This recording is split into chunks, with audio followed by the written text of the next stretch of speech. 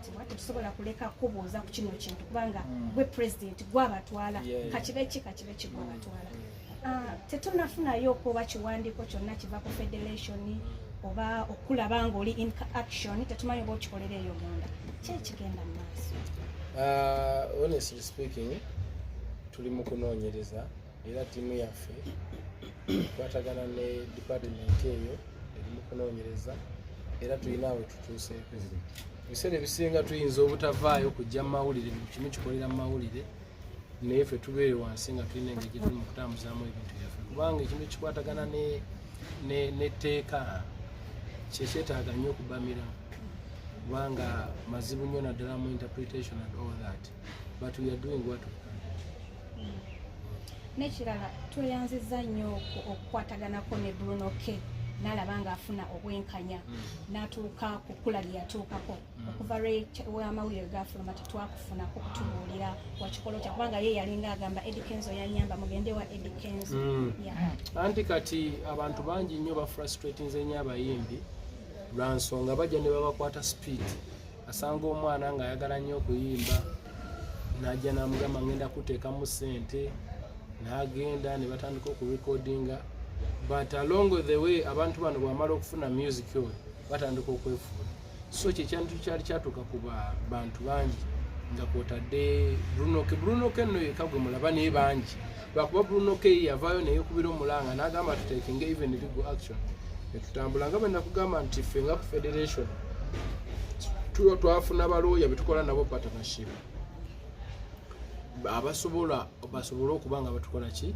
nga batulwanirira netukolagana nabo nasooka nenkubira abantu abo the guys in America nemukubira amasimu nanyinyonyola naye nga is a bit arrogant ye nga alowooza we can't go as far as that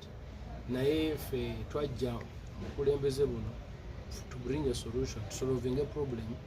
etambule badde ejjoogo eryo libadde likwatibwa ku bayimbi so netulwana mpola mpola eno wansi kati netugaaka tukwase mateeka twebaza nnyo Mukama olw'okuba nti abalooya baffe basobodde okulwana omusango ogwo ne bagukuba ku mutwe n'emirala mingi egikyaliyo n'okwongera okutegeeza abo abatatuukiriza ndagaano nti mukikole mubeere fair ekiina kye kigujjako okubeera ow'amazima oba asayininga n'omuntu contract making sure buli kimwateesako mu ndagaano okikola n'abayimbi mwennyini respect contracts respect investors respect record labels then record labels respecting abayimbi asobole okutambulira mu business enyume ati wali ayikirizamu otherwise we shall intervene. Oyamba abo bokka abakutuukiridde nga mukulembeze waabwe atakutuukiridde ate omanyi otya waliwo ekiwandiiko ekyafuutusobola nga balaga black market egamba nti Bruno K byayogera bajja kubimanya ate kooti omulamuzi aba mulamuzi era kooti kyebeesazeewo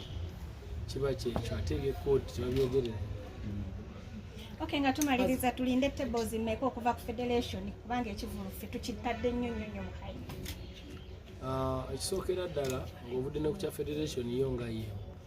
n'abayimbi bennyini ba members tulina okubayitamu tulabe nga bagula tables this time. Abayimbi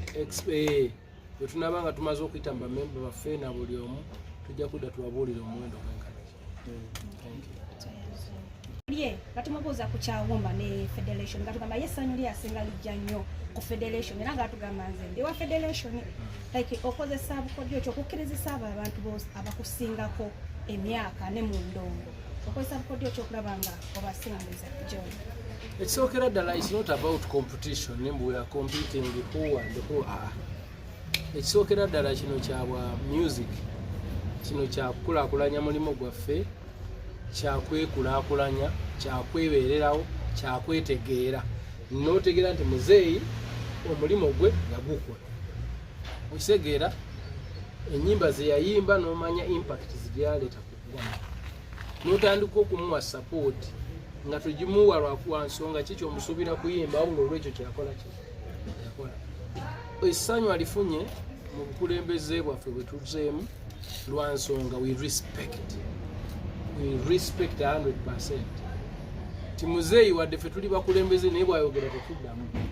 ekyo kitegeeza okutegeera omuntu omulimu gwe yakola kubanga naffe gwe tukola ati fe tumanyi omuntu tusebu gyaba atambudde kitukakatako okumuwa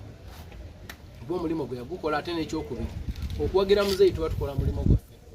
ogwatuteesa mu ofiisi oba okitegeera n'abalala bonna atali ono yekka muzeeyi wabula n'abalala n'abali mu kujja obuzzi n'abaliwo oba okitegeera so tuli mukola mulimu gwaffe basically teri nnyo obukodyo bw'amaanyi batuyaduwanjo nga bwogambye nti mulimu okukola mulimu gwammwe muzeeyi essuubi lye lyonna lyonna erisinga kati mu ndongo ye gye yakuba liri nnyo mu kigambo kya copyright era ng'alina ne be yeesunze okusuuwinga singa copyright law ebeera efulumye muzeeyi ali awo oyinza musuubiza ki ekinyinza okusuubiza muzeeyi before nga parliament tenagenda mu luwummula ejja kubayisiza copyright law kubanga already oba mwalabyeko honorable ma already yagenze dda mu committee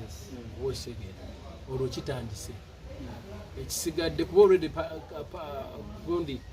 cabinet yayisa dda your excellency na confirming copyright management system digital then ekitibwa mawo naye atandise committee then tugenda kutebolinga bwaba tebolinze bayise then tutandikirawo but so far already copyright management system ene yazze singa tunatandika okujja applying as soon as possible bantu bagenda tandika okukolerawo sente even before anything. As far as muzeeyi kyensinga okumwagalako yengeri gye yakompozingamu ennyimba ezo ezitali za mwaka gumu oba ebiri wabula fana ekyokubiri muzeeyi producer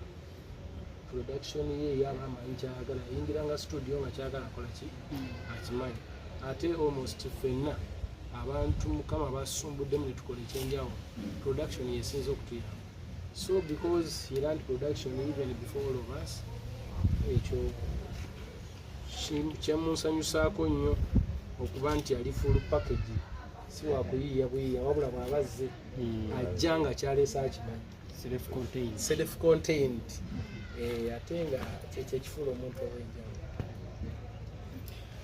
President simanyi ogenda tweko wano nti ku kyamuzeeyi mujja va kumulamu no kino kiri concerned about the presidency thing twetaaga tulisiti kyemujja oteekayo muve ku kyamuzeeyi nzija atunda kyamuzeeyi